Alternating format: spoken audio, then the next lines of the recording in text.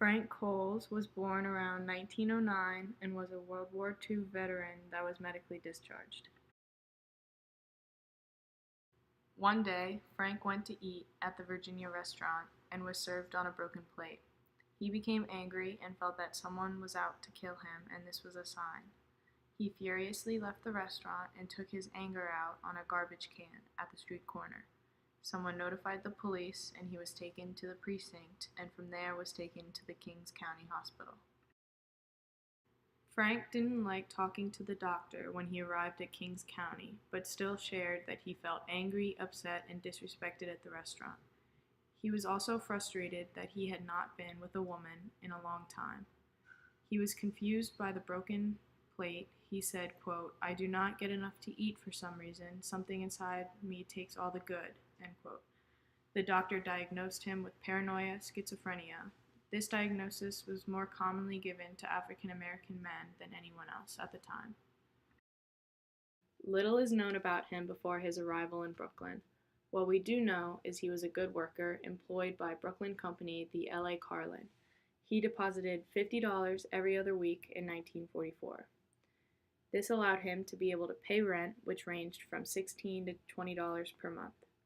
His deposits dropped in the spring of 1944 from $50 deposits to $13 to an occasional dollar by the end of the year. The reason why is unknown, because he was always one to make his rent. Between spring of 1943 to summer of 1945, he moved to 4 different apartments around the area. In 1940, he was given an unknown operation. In February of 1941, he was given a chauffeur license by the local board. Rather than lose it, he enrolled in the Army and joined the motor pool at the Field Artillery School in Fort Sill, Oklahoma. He made it only 1 year, 7 months, and 14 days before he was then medically discharged, the reason being a mental disorder. The only records from this time are 2 permits giving him to spend the weekend elsewhere. After his discharge, he had no employment and lived off of unemployment checks and short-term work from 1942 to 1943. He traveled with his girlfriend, Pauline, to Ohio in the summer of 1943. It is known that he traveled there because of the postcards they found in his suitcase.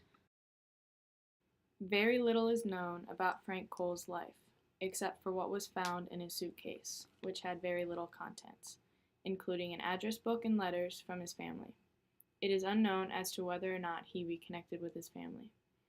He died in 1986 at the age of 77 after 40 years in various institutions. What was his unknown surgery? Would he have been treated differently if he had been white? Was he actually crazy, or did he simply have PTSD? Or did he just want to be treated equally? Did he reconnect with his family? The questions behind his life will forever be buried in his suitcase.